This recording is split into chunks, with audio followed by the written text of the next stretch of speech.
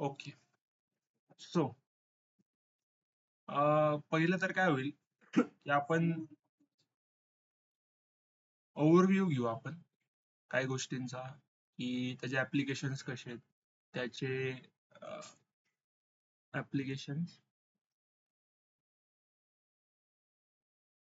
And topics काय आहेत, basic topics त्याचा ओव्हरव्ह्यू घेऊ आपण एक. त्याच्यानंतर काय करू आपण की आपल्याला माहिती आहे की बेसिक टर्म्स समजून घेणं फार महत्वाचं असतं काही कुठलंही समजून घेण्याच्या आधी, मॉड्यूल वगैरे. तर त्याचे जे बेसिक टर्म्स आहेत, बेसिक टर्म्स म्हणा, बेसिक टर्म्स येतात, काही बेसिक प्री प्रोसेसिंग टेक्निक्स पण असतात, है ना. हे पण समजून घेणं महत्वाचं असतं. त्याच्यानंतर काय समजून घेऊ आपण की काही टास्क असतात, जसे की एक सेंटिमेंट क्लासिफिकेशनचा टास्क आहे. सौरभ, हॅलो हॅलो, ऐक ना, मला क्रोमची स्क्रीन दिसते यार आता. क्रोम तू लिहितोय तिकडे? आता हा, क्रोमची स्क्रीन दिसते. हा, आता दिसते. मी तू म्हटलं, तू बोलताना लिहितो तर ते दिसत का नाही? हा हा हा हा सॉरी सॉरी. आताच मग आपण विचार करत होतो की ओव्हरव्ह्यू घेणार आहोत आपण त्याच्या ऍप्लिकेशन्सचा, टॉपिक्सचा, अजेंडा काय आजचा त्याचा विचार चाललाय. त्याच्यानंतर basic terms and pre processing techniques त्याचा विचार करतोय. नंतर एक टास्क आहे सोपावाला, त्याला आपण सेंटिमेंट क्लासिफिकेशन म्हणतो. Sentiment in the sense he negative आहे, पॉझिटिव्ह सेंटिमेंट आहे, काय ते पाहण्याचा प्रयत्न. आणि एक सिंपल मॉडेल बनवण्याचा प्रयत्न करूया. एक सिंपल मॉडेल बनवण्याचा प्रयत्न.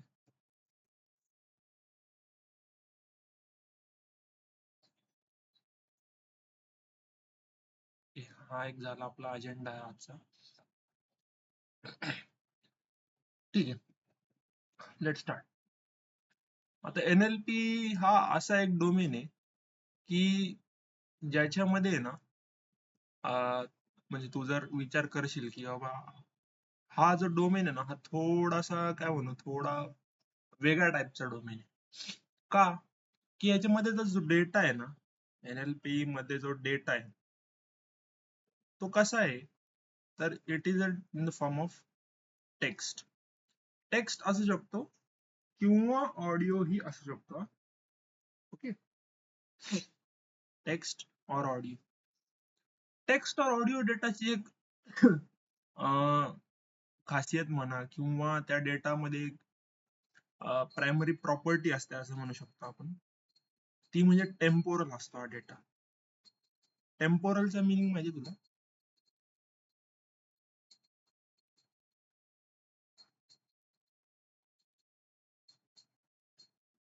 हॅलो, नाही माहिती अरे. टेम्पोरल म्हणजे काय म्हणू शकतो आपण की time based. Okay, time based अर्थात आपण काय म्हणतो की लेट्स से की माझ्याकडे एक सेंटेन्स आहे, माय नेम इज डॅश, जे काय असेल. तर याच्यामध्ये माय हा टेम्पोरली म्हणजे टाइम मध्ये आधी येतो, नेम त्याच्या नंतर येतं आणि इज त्याच्या नंतर येतं. हा टाइम बेस्ड डेटा आहे. ओके, जर आपण याला इंटरचेंज केलं ना तर याचं मिनिंग बदलून जातं, name my is. Okay, temporality matter करते इथं, की कोण कोणाच्या आधी आणि कोण कोणाच्या नंतर हे समजून घेणं महत्वाचं ठरतं अशा वेळेस. यालाच तुम्ही काय म्हणता, सिक्वेन्स म्हणता ना. पण सिक्वेन्स पण नुसती सिक्वेन्स नाहीये, तर टाइम बेस्ड सिक्वेन्स आहे म्हणून त्याला टेम्पोरल म्हणतात. ओके, आता ह्याच्यामध्ये जर तुम्ही फक्त प्लस केली एक प्रॉपर्टी, स्पेशल प्रॉपर्टी, म्हणजे स्पेशली पण तो डेटा कुठे आहे, एकतर टेम्पोरली आपण ट्रॅक करतोय डेटा, सिक्वेन्स ट्रॅक करतो टाइम बेस्ड, प्लस स्पेशली पण कुठे आहे तो डेटा हे जर ट्रॅक केलं तर हा डेटा कुठला होऊन जातो, हा व्हिडिओ डेटा असतो, है ना. एक फ्रेम आहे, त्यानंतर अजून एक फ्रेम येते, म्हणजे हे टाइम बेस्ड आहे, एका फ्रेम नंतर दुसरी फ्रेम येते.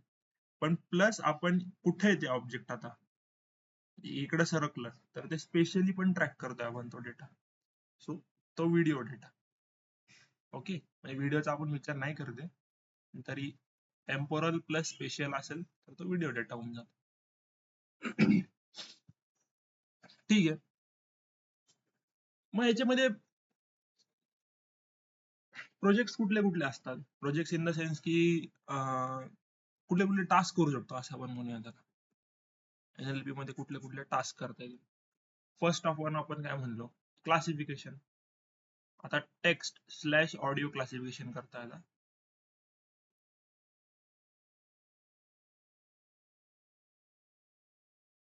नेक्स्ट ऑल काय करता येतं, समराईज करू शकतो आपण.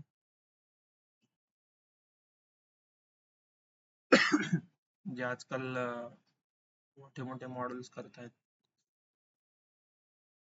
NLP चा विचार करतोय आपण, कुठल्या मॉडेलचा नाही विचार सांगू.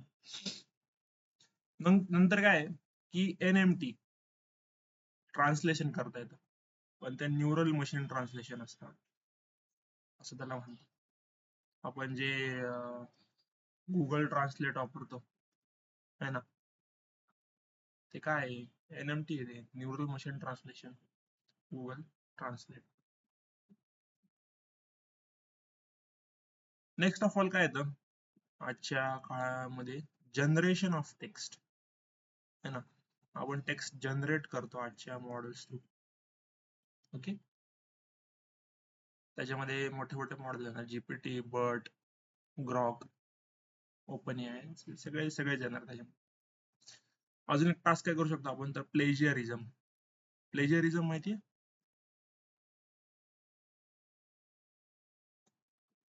हो माहिती. ओके. प्लेजिअरिझम किंवा मग आपण स्पेलिंग चेकिंग पण करू शकतो. Spelling check slash plagiarism check. Spelling check मध्ये उदाहरण जर पाहायला गेलं तर गुगलचा जो कीबोर्ड वापरतो आपण, त्याच्यामध्ये तुम्हाला स्पेलिंग करेक्शन साठी येतात. त्याच्यामध्ये जर आठवत असेल तर आपण काही मॉडेल्स पाहिले होते आपल्या MSc मध्ये. ते कुठला तो डिस्टन्स,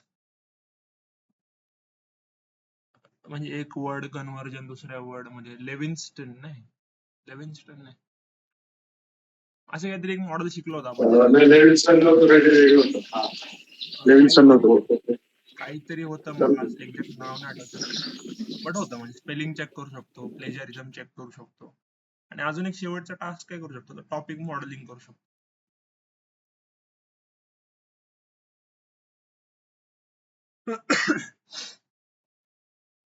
ठीक आहे. तर हे काही टास्क येतात जे NLP च्या अंडर आपण करू शकतो. ठीक आहे, इथपर्यंत काय डाऊट? Okay then. आता याच्या पुढे आपल्याला काय विचार करायचा आहे की थोडा NLP चा एक वेगळा दृष्टिकोनातून विचार करू. NLP समजण्यासाठी काय काय समजलं पाहिजे याचा थोडासा विचार करू नये. तर आपल्याकडे NLP समजून घ्यायचं. NLP समजून घेण्याच्या आधी आपल्याला टेक्स्ट समजून घ्यावा लागेल. टेक्स्ट समजून घ्यायचा आहे, टेक्स्ट स्लॅश ऑडिओ नाही का, स्लॅश ऑडिओ समजून घ्यायचा आहे, तर आपल्याला त्याची ह्युरिस्टिक्स समजले पाहिजे. ओके. आता ह्युरिस्टिक्स म्हणजे काय, की त्या भाषेचे कानेकोपरे ज्याला आपण म्हणू.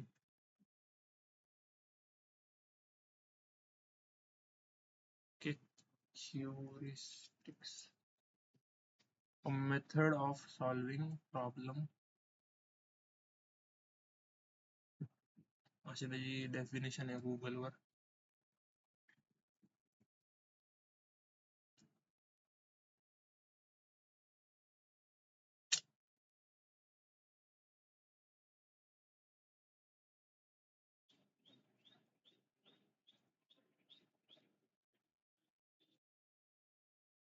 ठीक आहे, हे झालं मग ह्युरिस्टिक्सचा एक पार्ट झाला. ठीक आहे, अजून काय काय समजून घ्यावं लागेल. तर ह्युरिस्टिक्स मध्ये एक चांगली गोष्ट येते, जी की प्रोबॅबिलिटी मध्ये आपण ऑलरेडी शिकलेलो आहोत. त्याला आपण म्हणतो कंडिशनल प्रोबॅबिलिटी. आता तुम्हाला इथं बेस थिअरम आठवणं थोडस होऊन जातं. कंडिशनल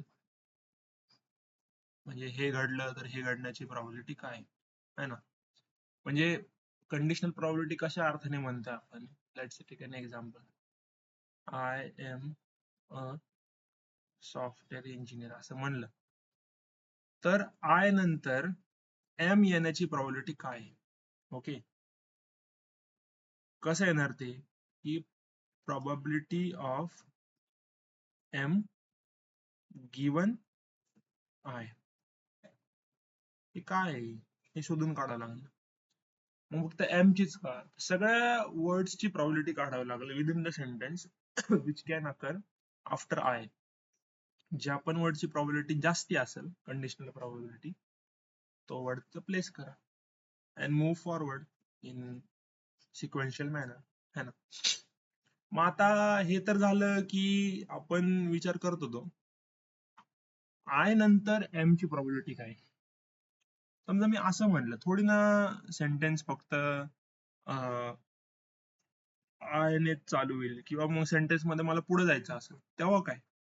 समजा मला अ ची प्रॉबिलिटी काढायची आहे तेव्हा आय एम नंतरची ही काय मला शोधायचं झालं तर ते पण शोधावं लागेल ना मला. तर ह्यालाच आपण काय म्हणतो, ह्याला आपण म्हणतो बायग्राम. एका नंतर दुसऱ्याची प्रॉबिलिटी काय ह्याला म्हणतो आपण ट्रायग्राम. ट्रायग्राम म्हणजे काय, दोन वर्ड्स नंतर पुढच्या वर्डची प्रॉबिलिटी काय आहे ना. म्हणजे याला एन ग्राम मॉडेल म्हणतो, एन ग्राम मॉडेलिंग म्हणतात ना. एन म्हणजे तुमचा नंबर आहे, तुम्हाला किती अक्षरांनंतर एक अक्षर प्रिडिक्शनची प्रॉबिलिटी पाहिजे.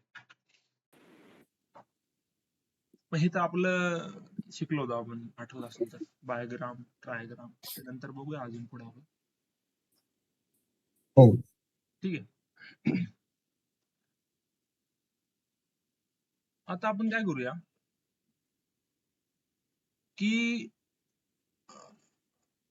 म्हणजे NLP चे आहेत ना काही मॉडेल्सला आपण समजून घेऊया. आता एन ग्राम मॉडेल समजून घेऊ, असे NLP चे बरेचसे काही मॉडेल्स ते आपण समजून घेण्याचा प्रयत्न करूया. Models in NLP. पहिला मॉडेल काय येणार आपला सेंटिमेंट अनालिसिसचा मॉडेल, ज्याच्यामध्ये फक्त क्लासिफिकेशन करायचं आहे ना, 1 और 0, सर्वात बेसिक मॉडेल. पुढचा मॉडेल काय आहे वेक्टर क्रिएशनचा मॉडेल. ओके, वेक्टर क्रिएशन अर्थात काय आहे की आपण एका सेंटेन्सला एका वर्डला वेक्टर मध्ये कन्वर्ट करतो, त्यालाच आपण म्हणतो एम्बेडिंग. ओके, ह्याचे काही टेक्निक्स आहेत, बॅग ऑफ वर्ड टेक्निक्स, बाव किंवा TF-IDF जर तुम्ही ऐकलं असेल तर, टर्म फ्रिक्वेन्सी आणि इनव्हर्स ऑफ डॉक्युमेंट फ्रिक्वेन्सी असं एक अर्थ होता. ह्याचा पण आपण अभ्यास करणार आहोत मॉड्यूल मध्ये येणाऱ्या. अजून एक आहे वर्ड टू वेक म्हणून एक मॉडेल आहे, फार इम्पॉर्टंट आहे. बरेचसे जण वापरतात वर्ड टू वेक, पण आजकाल इतकं ऍडव्हान्स झाले ट्रान्सफॉर्मर्स मुळे की शक्यतो कोणी लक्ष देत नाही इकडे, असं असं झालंय डायरेक्ट. पण आहेत ह्या गोष्टी पण समजून घेण्यासारख्या आहेत. टॉपिक मॉडेलिंग आहे जे आपण वरती पाहिलं. टॉपिक मॉडेलिंग साठी काय वापरतो आपण, LDA, लेटंट डिरिचलेट अनालिसिस, त्याचा पण आपण अभ्यास करूया. पुढे आपण पाहूया RNN, recurrent neural networks. Okay, RNN चाच पुढचा व्हर्जन काय तो LSTM, long short term memory. Yes, LSTM. आपण त्याच्यानंतर काय करणार आहोत, काही सिंपल टॉपिक्स येतात, NER करावे लागतात, नेम्ड एंटिटी रेकग्निशन. समजून घेणं महत्वाचे, काय काय मॉडेल्स आहेत.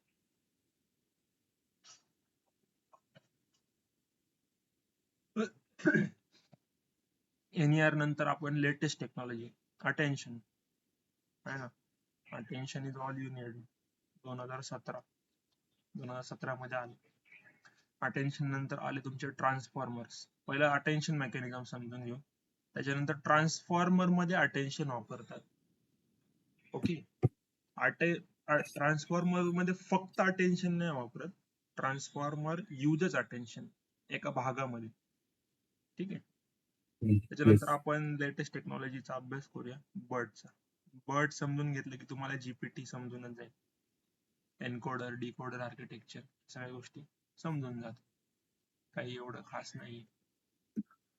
पण आजच्या काळामध्ये जे आहे सर्वात फेमस ट्रान्सफॉर्मर्स. ट्रान्सफॉर्मर्स फेमस का आहेत त्याच्या मागे सुद्धा एक सिंपल रिझन आहे. आपण जर एक ग्राफ पाहायला गेलो, की आपण एक ग्राफ काढूया. ओके, आपण काय म्हणलं की परफॉर्मन्स म्हणूया इथं. परफॉर्मन्स तुम्ही ज्या कुठल्या टर्म मध्ये परफॉर्मन्स मेजर करत आहात तो तुमच्या वाय ऍक्सिस वर. आणि इकडे काय घ्या तुम्ही की लेट्स से की नंबर ऑफ, काय म्हणणार याला इथे, सिक्वेन्स म्हणा किंवा occurrence of words, number of tokens words काहीतरी म्हणायला म्हणजे टोकन्स सगळ्यासाठी ठेवा, म्हणजे number of words slash tokens असं काहीतरी म्हणा. टोकन्स. हा, आता कसं होतं ना, ऍज नंबर ऑफ टोकन्स किंवा वर्ड्स जेव्हा वाढत जातात ना, ऍक्च्युली बाकी सगळे मॉडेल आहेत ना त्यांचा परफॉर्मन्स कमी होत जातो. ते आपण बघूया का कमी होतं. मी जर म्हणायला गेलं की बाकीचे जे मॉडेल्स आहेत ते ग्रो करतात परफॉर्मन्स मध्ये, पण नंतर एका टर्म नंतर ते प्लॅटो होऊन जातात. मग ते त्यांचं नेचरच तसं आहे बाकीच्या मॉडेल्सचा. पण आपला जो मॉडेल आहे हा वाला ट्रान्सफॉर्मरचा, त्याचा ग्राफ कसा आहे तर त्याचा ग्राफ डायरेक्ट असा राहतो. म्हणजे आतापर्यंत तरी असं पाहायला गेलेलं आहे की हा किप्स ऑन इन्क्रीजिंग. म्हणजे त्याला वर्ड लेंथ जशी इन्क्रीज होतीये तशी त्याचं काही नेचर काही कमी होत नाहीये. पण ह्याला पण नंतर आला प्लॅट्यू, असं काही नाहीये. बट इट हॅज बीन म्हणजे प्रूव्हन आहे की बाबा हे बेटर आहे बाकीच्यांपेक्षा. ओके, म्हणजे तुम्ही जर कधी हे फॉलो केलं असेल, GPT-5 चा जो जेव्हा हे झालं ना, लॉन्च झाला, त्यावेळेस त्यांनी एक इमेज दाखवली होती. त्यांनी काय दाखवलं होतं की एक GPT-3 जो आहे त्याला एक छोट्याशा माशासारखा दाखवला होता. GPT-4 ला काय केलं त्यांनी, शार्क म्हणून दाखवला. ओके, म्हणजे शार्कला कसं काढू,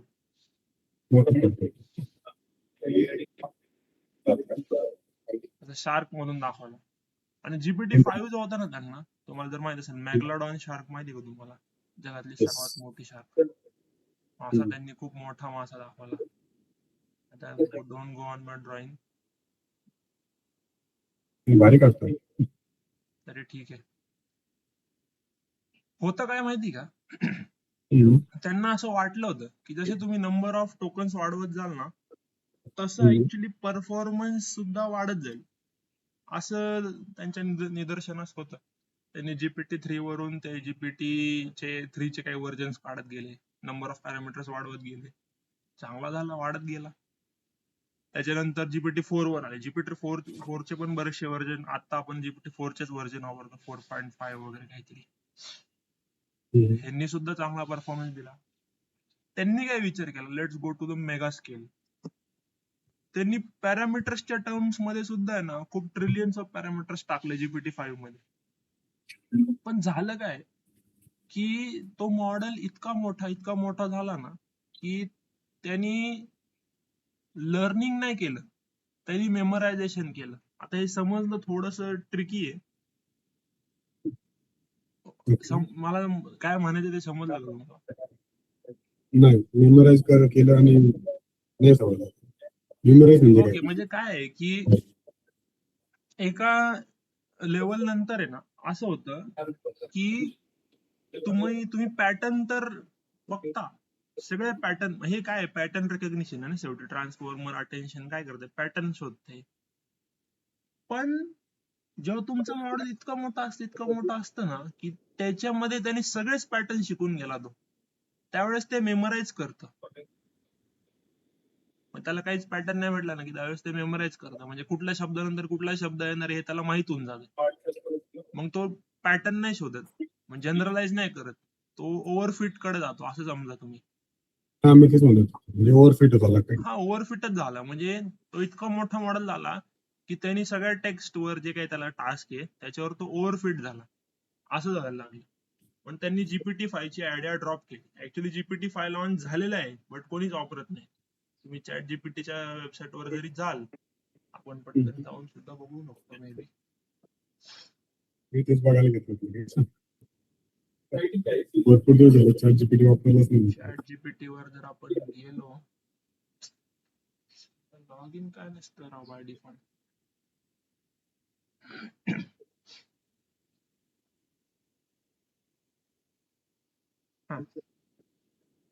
आणि इथं त्यांनी मॉडेलचा नंबरच नाही दिलाय. लेटेस्ट GPT 5.5 असं त्यांनी रिलीज केलेलं आहे, बट तरी पण आहे ना, ते ऍक्च्युली त्यांना जे अपेक्षित होतं की 5.5 चा जो मेगा व्हर्जन ते लॉन्च करणार होते ना, त्याच्याऐवजी त्यांनी आहे ना 4 चाच एक वेगळा व्हर्जन लॉन्च केलाय ऍक्च्युअल मध्ये. ओके. पण आता मी कर्सर वगैरे वापरतोय त्याच्यामध्ये जीपीटी 5.5 दिसते ना, हा आणि ते वर्क करतोय. म्हटलं आता मी इकडे कर्सर वापरतो ना कोडिंग असिस्टंट म्हणून, तर त्याच्यामध्ये जीपीटी 5.5 चं मॉडेल आहे आणि ते वापरताही येतं.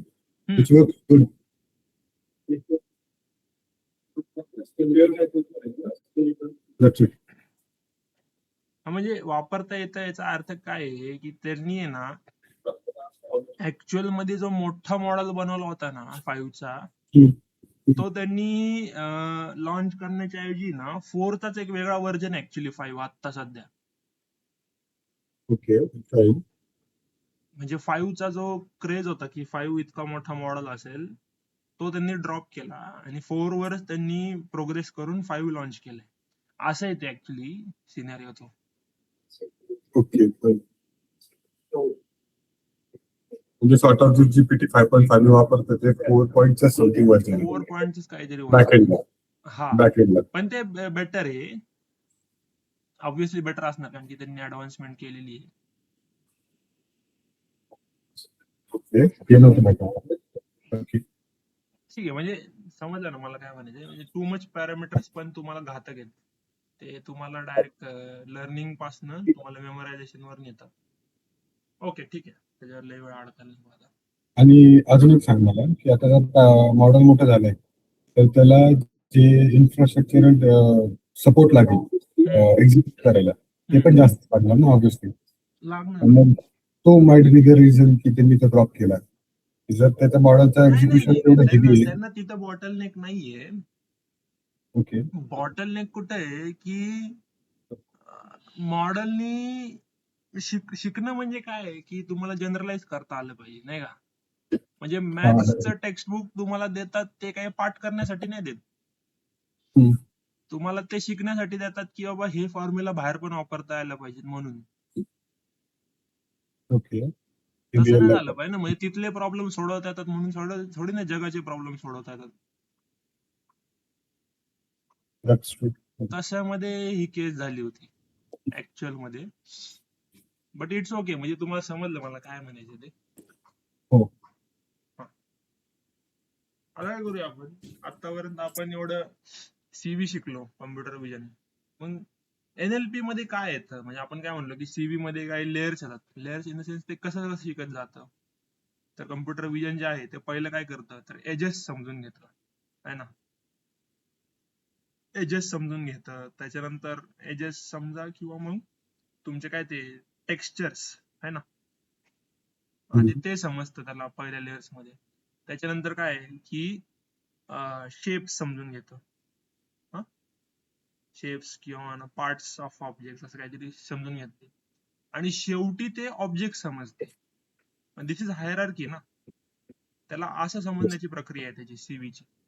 तुमच्या एनएलपी ची कशी आहे, एनएलपी सर्वात आधी काय समजून घेतं तर फोनिम्स समजून घेतं. फोनिम्स म्हणजे काय, एखादा शब्द कसा उच्चारायचा त्याला फोनिम्स म्हणतात. ओके. ओके. त्याच्यानंतर लेक्झिम्स, लेक्झिम्स म्हणजे तुमचे शब्द, रिअल शब्द. NLP नॅचरल हा लेक्झिम झाला, लँग्वेज हा लेक्झिम झाला, त्याला जरा जास्ती सायंटिफिक टर्म लेक्झिम म्हणतात.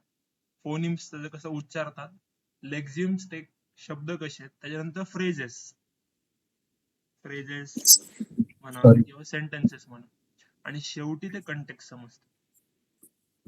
ओके, सो ही त्याची हायरार्की आहे. NLP असं काम करतं, आधी फोनिम्स, मग लेक्झिम्स, मग फ्रेजेस आणि मग context. Okay,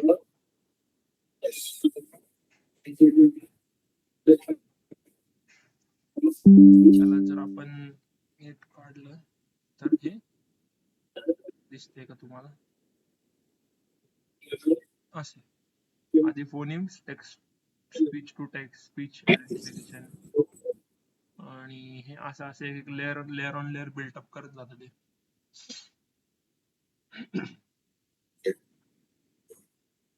okay,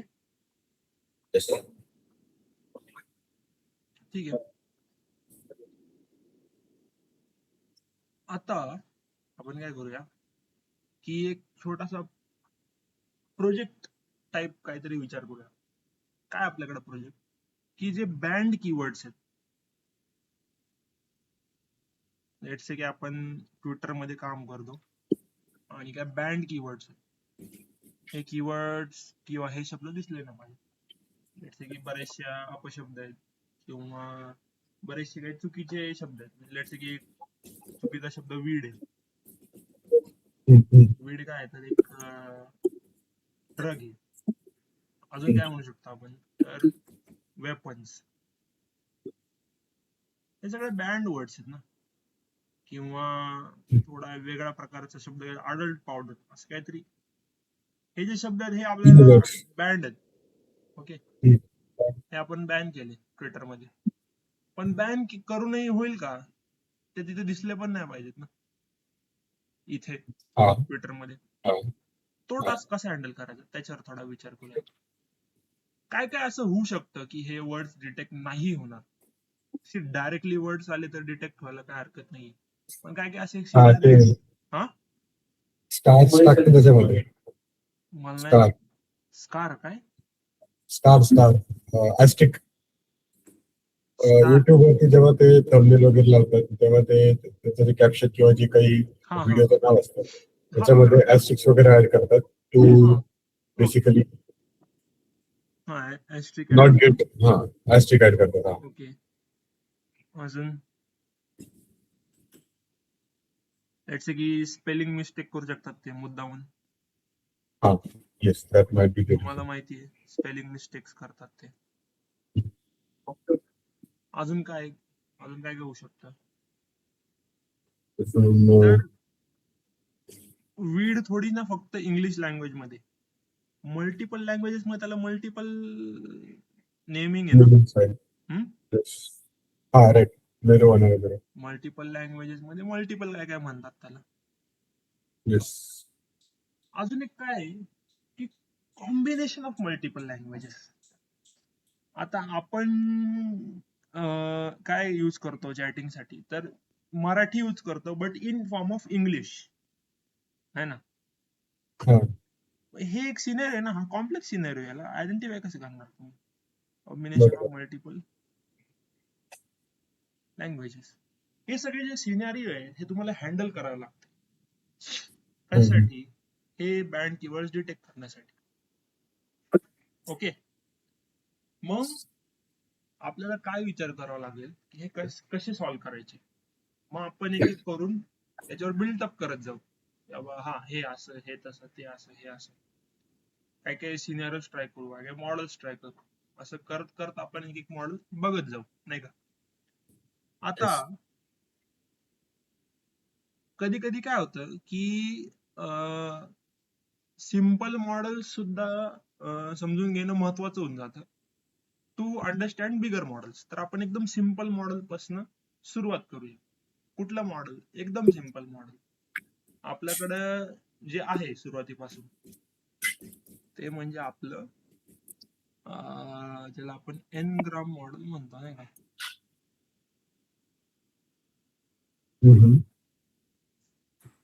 let's say माझ्याकडे 2 सेंटेन्सेस आहेत. I like coffee. दुसरा sentence, I hate tea. This one is a positive sentence and this हा one is a negative sentence. इथपर्यंत क्लिअर आहे. हम्म. आपण काय करतो आता, सिंपल हे मॉडेल रन करण्याच्या आधी एक डिक्शनरी बनवतो आपण. डिक्शनरी बनवा. डिक्शनरी मध्ये काय स्टोअर करा, त्या सेंटेन्स मधल्या प्रत्येक शब्दाचं तो सेंटेन्स कुठल्या नेचरचा आहे ह्याच्यामध्ये स्टोअर करा. इन द सेन्स काय स्टोअर करा मी दाखवतो.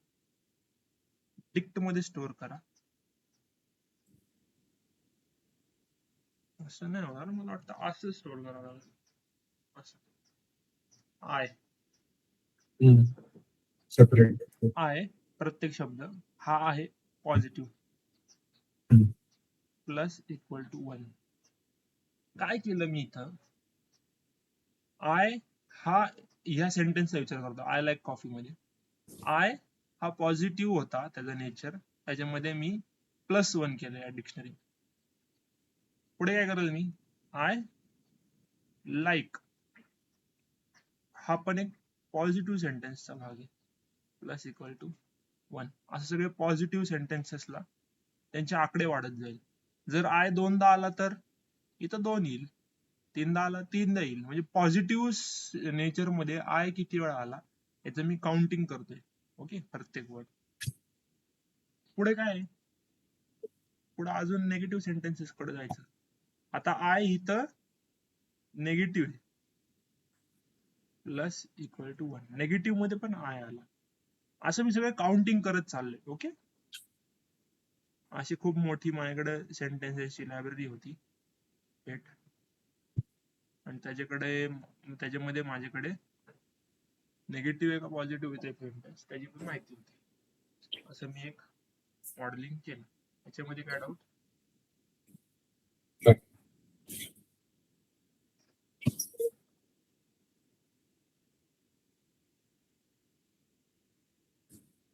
ओके,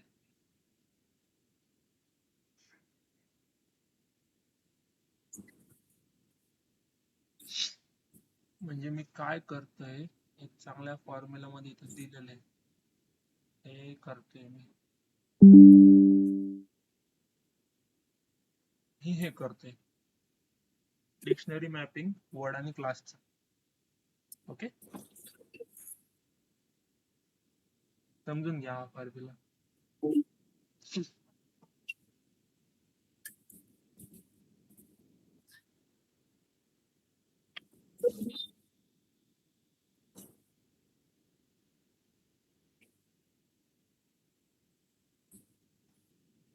हे सोपा फॉर्म्युला, काय आहे मध्ये नाहीच.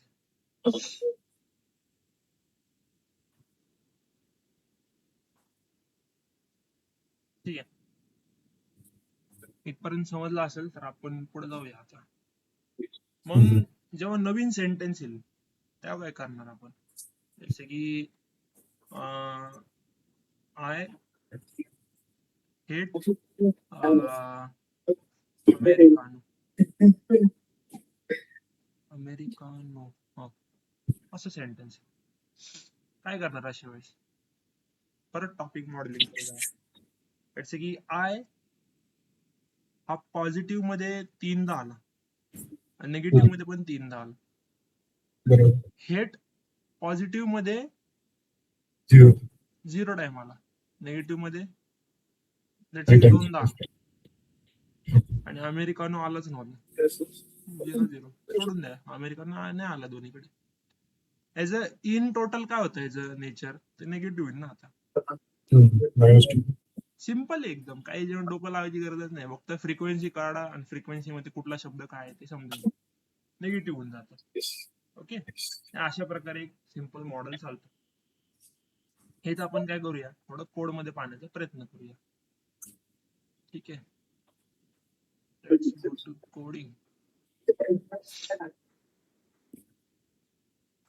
ओपन फ्लोअर, डेटा सायन्स,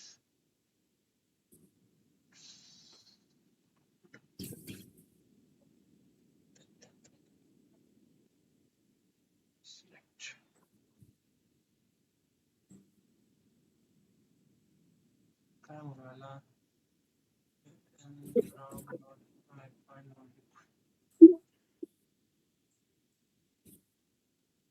ठीक आहे.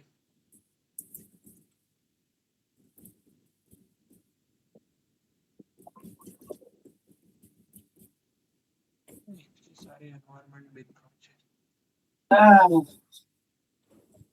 ठीक आहे, त्याच्यावर आपण थोडा विचार करूया. सर्वात पहिले काय करावं लागेल,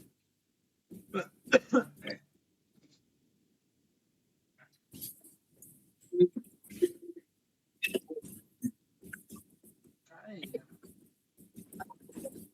डायरेक्ट नाहीये का, डायरेक्ट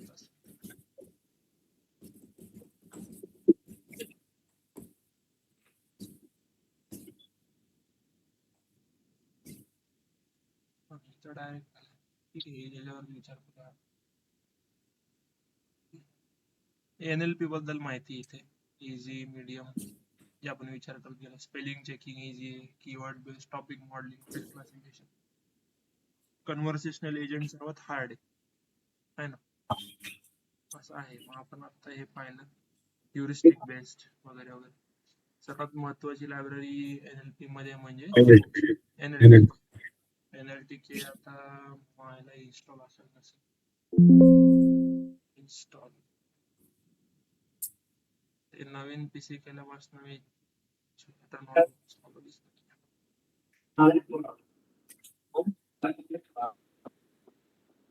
ठीक आहे. हे आपल्याला माहिती आहे, स्टॉप वर्ड्स आपण बघत असतो इथे आहे ना.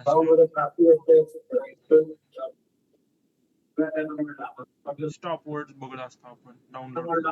स्टॉप वर्ड्स कुठल्या लँग्वेज मधले, तर इंग्लिश मधले. स्टॉप वर्ड्स का, स्टॉप वर्ड्स आपल्याला माहिती आहे की जास्ती मिनिंग ऍड करत नाही.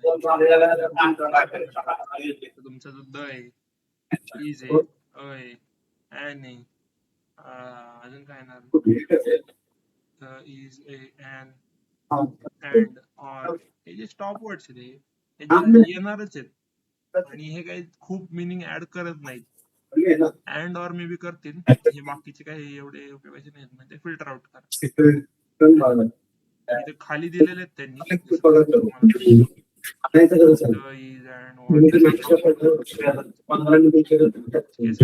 डिक्शनरीज आहे ना, हा, हे त्यांच्याकडचे स्टॉप वर्ड्स आहे ना, स्टोअर्ड त्यांनी प्री डिफाईन्ड स्टॉप वर्ड्स शोधले होते. केले. त्यांनी खूप अभ्यास करून केलेल्या गोष्टी द्या, हे आपण नुसतं यूज करतोय. बघून नाही होणार डायरेक्ट. मला वाटलंच होतं ठीक आहे, नसेल माझ्याकडे.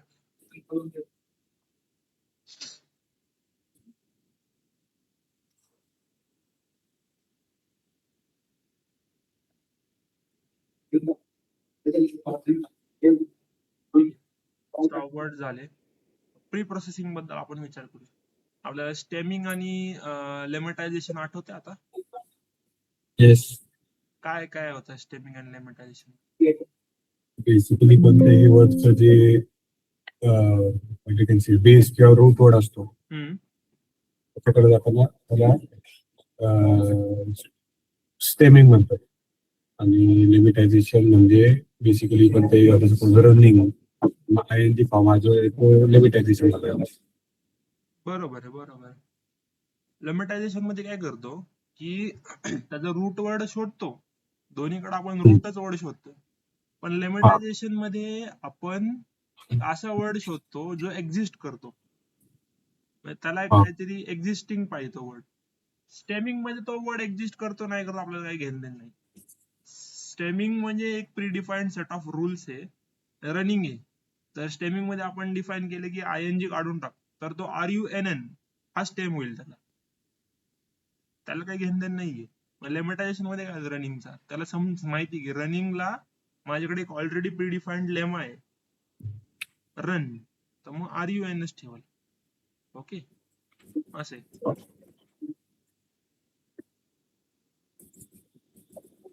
हे ना हे जे दिसतात ना तुम्हाला काही हे print करू.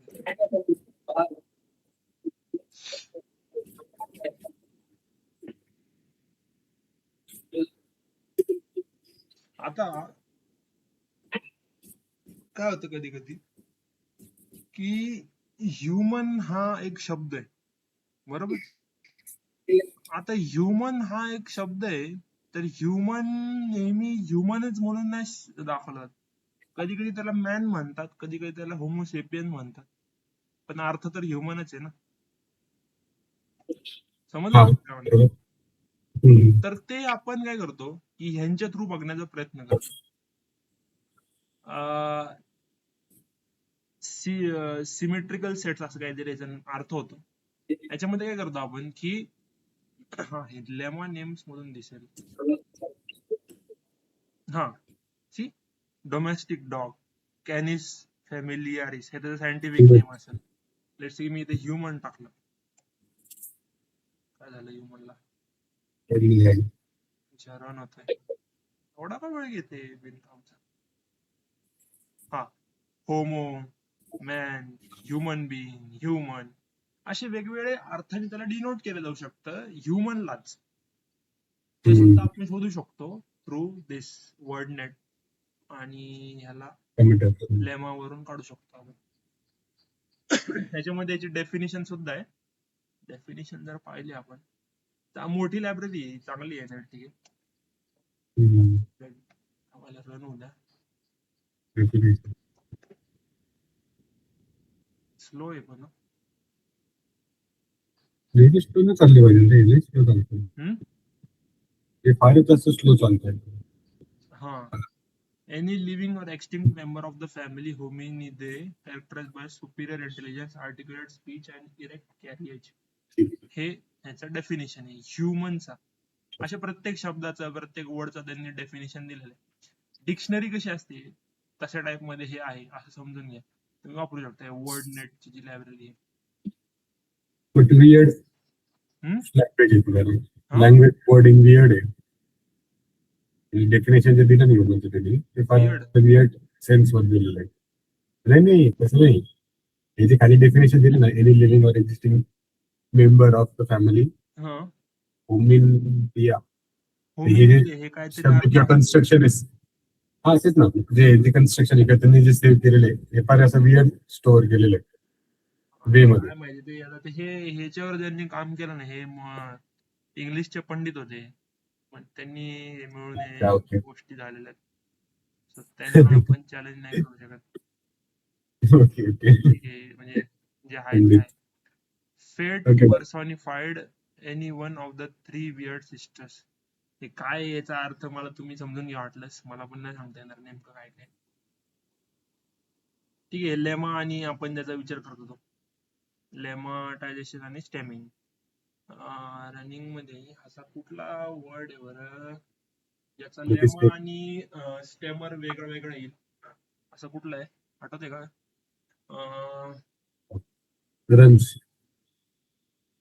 Runs रन्सचा may be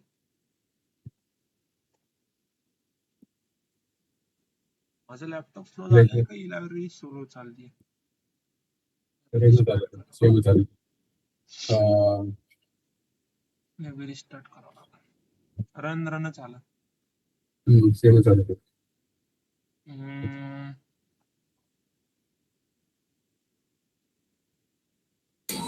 formality.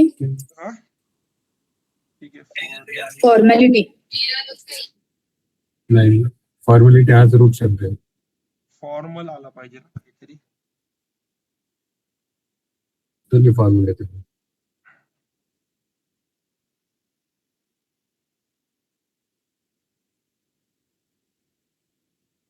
बापरे. हा लेमटाइज फॉर्मॅलिटी आला. व्हेरी गुड, व्हेरी गुड, हुशार करू.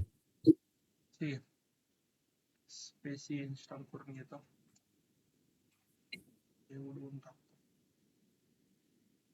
आणि स्पेसी ही चांगली लायब्ररी आहे. स्पेसी चांगली या कारणासाठी की त्याच्यामध्ये मॉडेल्स आहेत लार्ज मीडियम स्मॉल तुमच्या टास्क नुसार तुम्ही ते मॉडेल वापरू शकता. थोडं मोठे मॉडेल असतात 1/2 GB वगैरे मॉडेल आहे ते लार्ज मॉडेल आहे English core web large model असं त्याची नॉमनक्लेचर आहे त्याचं. स्मॉल वगैरे घेऊन तुम्ही वापरू शकता. मग याच्यामध्ये NLP लोड टोकन लेमटायझेशन टेक्स्ट वगैरे सगळं स्पेसी मध्ये एकाच ठिकाणी भेटून जातं जे की NLTK मध्ये तुम्हाला वेगवेगळं करावं लागतं. तो एक फायदा आहे याचा. मी हे करतो SM घेतो वेळ लागला.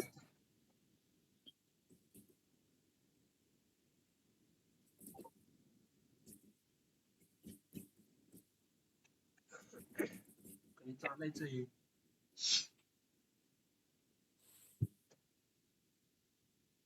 मे बी रेकॉर्डिंग चालू आहे ना म्हणून स्लो झाले.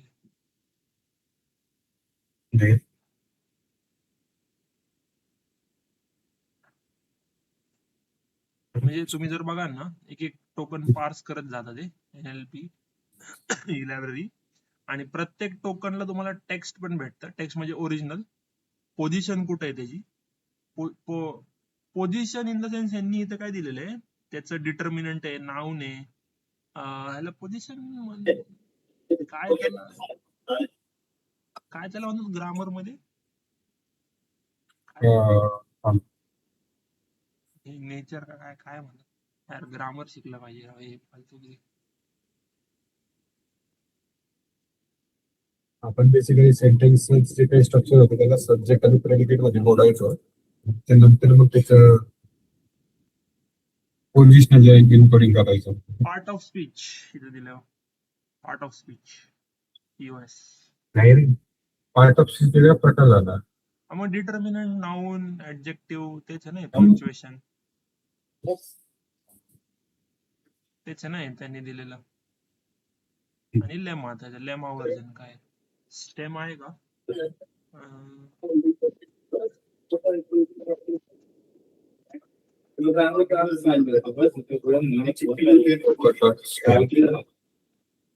बघूया नाही मला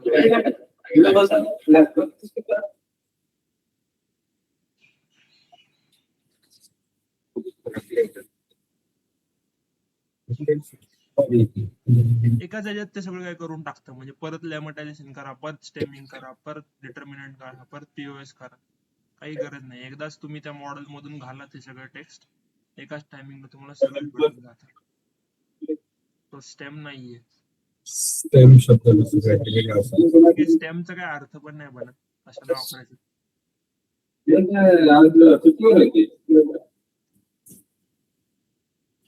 हे आपण काही त्याचे जे पाहिलं होते टास्क त्याचे पाहिलं होते काय बरंच काय काय दिलेलं आहे हे मोस्टली आपण नेक्स्ट टाइम मध्ये बघूया. ट्विटरचं अनालिसिस करायचं आपल्याला प्रत्येक ट्विट जे आहे ते extremely negative extremely positive negative हे त्यांनी हे देऊन ठेवलेलं आहे का असं समजू का तुम्हाला कोड बघून घेताल का नंतर कोड काय एवढा कोड फक्त स्ट्रक्चर मध्ये घेतलेला बाकी काय चालतं.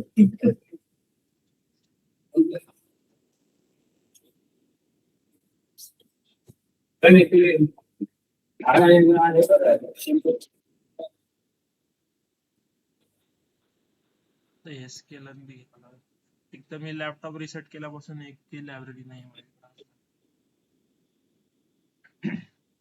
ठीक आहे आपल्याकडे काय ट्विट्स आहेत CSV फॉर्मॅट मध्ये लोकेशन ट्विट ओरिजिनल ट्विट आणि सेंटिमेंट असं दिलेलं आहे त्यांनी त्याच्यामध्ये एक्स्ट्रीमली निगेटिव्ह ट्विट्स जास्ती आहेत आणखी ट्विटर हा निगेटिव्हच प्लॅटफॉर्म आहे खूप चांगलं देतं कोणी सांगत नाही इन ऑल जर बघू आपण तर निगेटिव्ह आणि एक्स्ट्रीमली निगेटिव्ह मिळून 42-43% च्या अराउंड निगेटिव्हच आहे आणि पॉझिटिव्ह जर बघाल तर ते आहे 41% च्या अराउंड 40 च्या वर आहे न्यूट्रल 15% आहे आणि मग त्यांनी इथं मग जे थोडस डेटाचं ट्रिमिंग वगैरे केलेलं स्ट्रिंग मध्ये कन्वर्ट केलेलं त्याचे सेंटिमेंट्स वगैरे तर ट्रेंड टेस्ट स्प्लिट केलंय पॉझिटिव्ह निगेटिव्ह. ओके, त्याच्यानंतर इथं हे फक्त प्रिंट केल्या, बाकी काय नाही, प्रिंट आहे इथे. आणि how can machine understand tweet.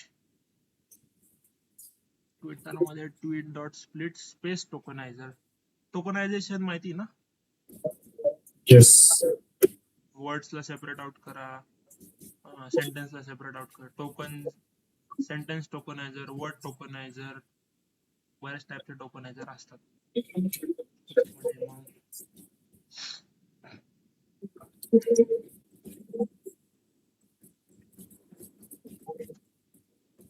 रेजिक्स वगैरे पण वापरू शकतो तुम्ही. वर्ड टोकनायझर वापरलं इथे एनएलटीकेचं. वर्ड टोकनाइज केले तर त्याच्यानंतर रिकम्पाईल पॅटर्न फाइंड आउट करण्याचा प्रयत्न करतो आपण वर्ड्स मध्ये. सेंटेन्स टोकनायझर हे बेसिकली अनालिसिस केलंय त्यांनी त्या टेक्स्टचा. Stop word, porter, stemmer, tweet tokenizer पण आहे. सी, आता ट्वीट टोकनायझर का, कारण की त्याच्यामध्ये ट्वीटचं असं असतं की त्याच्यामध्ये हॅशटॅग असतात, @ असतात. मग टोकनायझेशन हार्ड होऊन जातं ना, हे असे काही स्पेशल सिम्बॉल असतील तर. किंवा कधी कधी काय होतं की हॅशटॅग हॅशटॅग असं म्हणतं MSC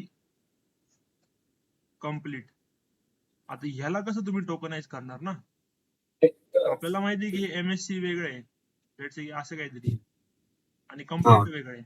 ह्याला टोकनाइज कसं करणार, याच्यामध्ये ना स्पेस ना या वर्ड शब्दाचा काय अर्थ होतो, म्हणजे मशीनच्या सेन्स मध्ये कसं टोकनाइज करणार. मग इथे ट्वीट टोकनायझर काही स्पेशल लायब्ररीज असतात, त्यांना माहिती की हा पॅटर्न आला, एक मोठा आहे बाकीचे छोटे, परत मोठा आला तर इथे टोकनाइज करा, त्याला कळून जातं. मग स्पेशल टोकनायझेशनच्या लायब्ररीज असतात.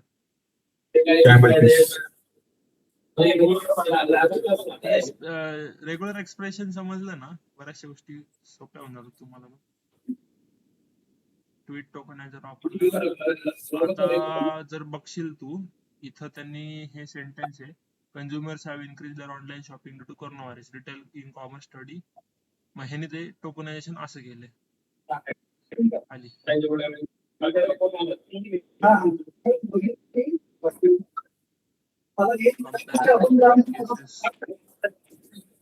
स्टॉप वर्ड्स काढलेत त्याच्यामधले.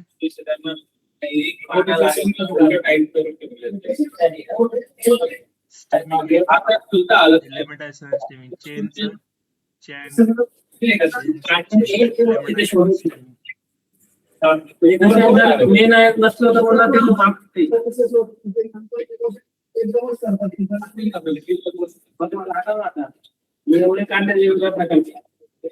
हे आता आपण जे केलं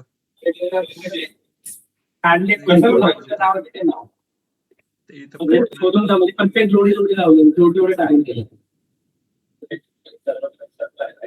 तुम्ही जर पाहिलं नाही समजून जायला पॉझिटिव्ह निगेटिव्ह फ्रिक्वेन्सी त्यांनी डिक्शनरी बनवली आहे, जसं आपण बनवली होती डेटाची डिक्शनरी. त्याच्यानंतर मग त्यांनी पॉझिटिव्ह निगेटिव्ह करून केलंय. ट्रेनिंगला लावायची ट्रेनिंग खाली पडती.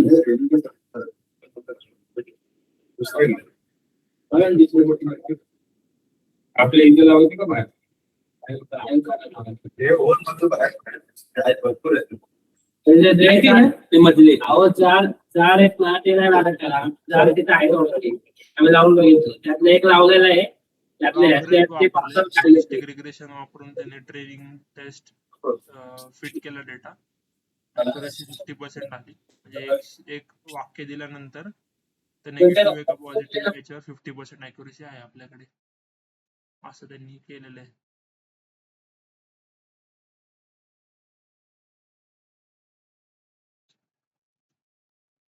ठीक आहे, तेच आहे आपण जे केलं होतं ते फीचर एक्सट्रॅक्शन आणि हे आणि ते.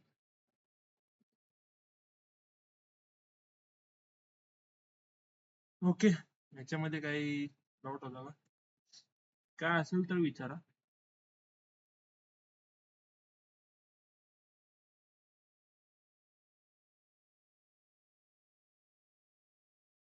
हॅलो. नाही, काही डाऊट नाही. सर मला माहिती होतं. नेमकं doubt असतोच कारण मी- अवघड नाहीये. जे आपण केलं होतं फ्रिक्वेन्सी डिवाइड केलं त्याच्यामध्येच त्यांनी डिवाइड केलं आणि त्याच्यानंतर लॉजिस्टिक रिग्रेशन मॉडेल ट्रेन केलं त्याचे. ठीक आहे, नेक्स्ट क्लासला कनेक्ट करूया आपण.